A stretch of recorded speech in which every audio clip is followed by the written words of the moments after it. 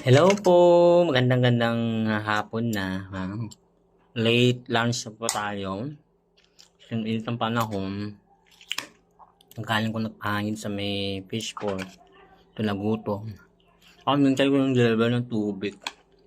Ulam po natin ngayon ay kalderetang baboy po.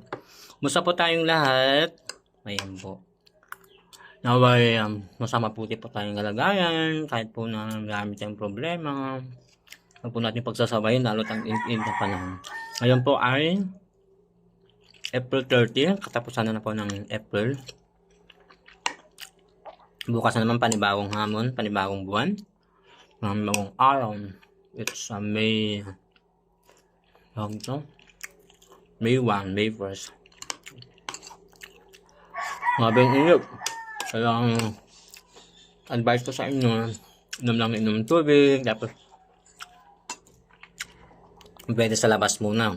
Kahit naka-on o nakababad ang electric fan, ng init pa rin. Sarap kumain. Lalo pag gutom ka.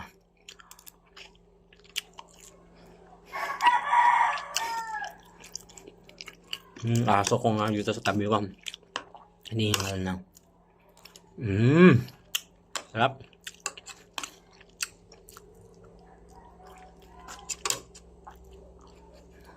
Tapos yung kanin, konti na lang luto kasi ang daling napapanis pag ito may napanong. Kita nyo, dami kong kanin na tatakpan yung ulam ko. Tawag ito? Caldereta. Ito pa pala. Ang ulam ko ay caldereta. Wow! Sarap-sarap, diba?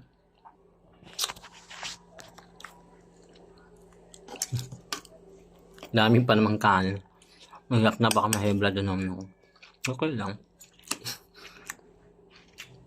Tapos yung kumain.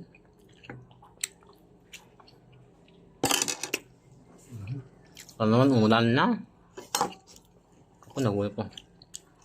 Para maibsan naman ang init ng panahon. Tapos may sabay yung init ng ulo. Ikaw naman na.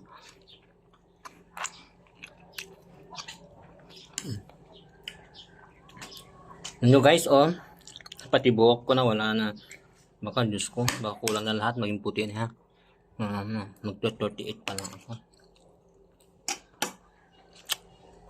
Sarap! Kayo guys, anong ulam nyo? Kahit simple lang ulam yan, basta kumain na kayo, naibsan yung gutom mo, di ba? Basta healthy siya, masaya kayo. Okay na yan. Akong kuminsan ko, diba? Kahit gulay lang. Ano na lang gulay sa akin, the best yan. Mas gusto ko pa. Bibili ko ng karne ng 1 kilo, pang 1 week ko yun. Kasi ayoko naman magluto ng solo lang na siya karne, dapat may mix up. Okay po, God bless you all.